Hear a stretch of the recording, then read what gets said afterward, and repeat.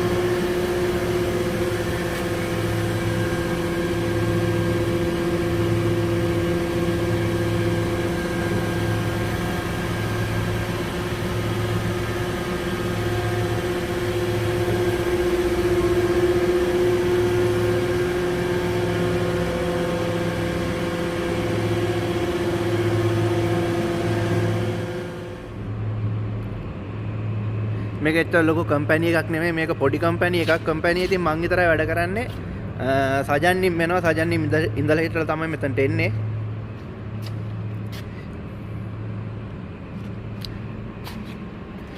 මෙතනක් තියෙනවා ලියවන මැෂින් එකක් තියෙනවා මේකෙත් පොඩි පොඩි වැඩ වගේක් තියෙනවා ඒත් වැඩ ටික අමාරු නෑ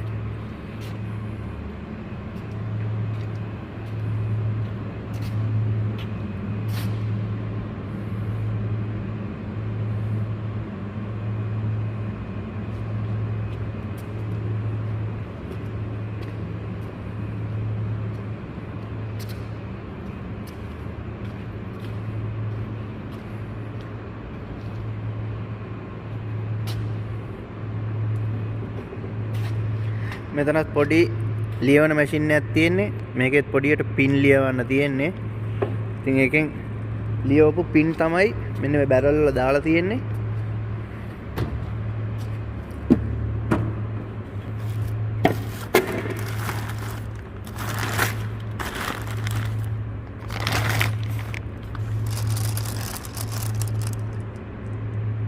ඉතින් ඔන්න ඔය විදිහට තමයි අද අපේ වීඩියෝ එක උනේ පෙන්වන්න තරම් ලොකු දෙයක්වත් නැහැ මේ කම්පැනි එකේ ඔයාලා දකින්න ඇති පොඩි කම්පැනි එකක් මැෂින් එකයි තියෙන්නේ ලියවන මැෂින් එකකුයි පොඩි මැෂින් දෙකක් විතරයි තියෙන්නේ කරන්න තරම් මහා ලොකු වැඩ කොටකුත් නැහැ නෝමල් එකේ ආතල් එකේ වැඩ කරගෙන යන්න පුළුවන් සාමාන්‍ය පොඩි පඩියකුත් සෙට් වෙනවා ලොකු පඩියක් සෙට් වෙන්නේ නැහැ ඒ වුණත් හොඳ පඩියකුත් සෙට් වෙනවා ඉතින් කොරියාවට එන්න ඉන්න කට්ටිය මේ වීඩියෝ එක බලනවා නම් කමෙන්ට් එකක් දාන්න good bye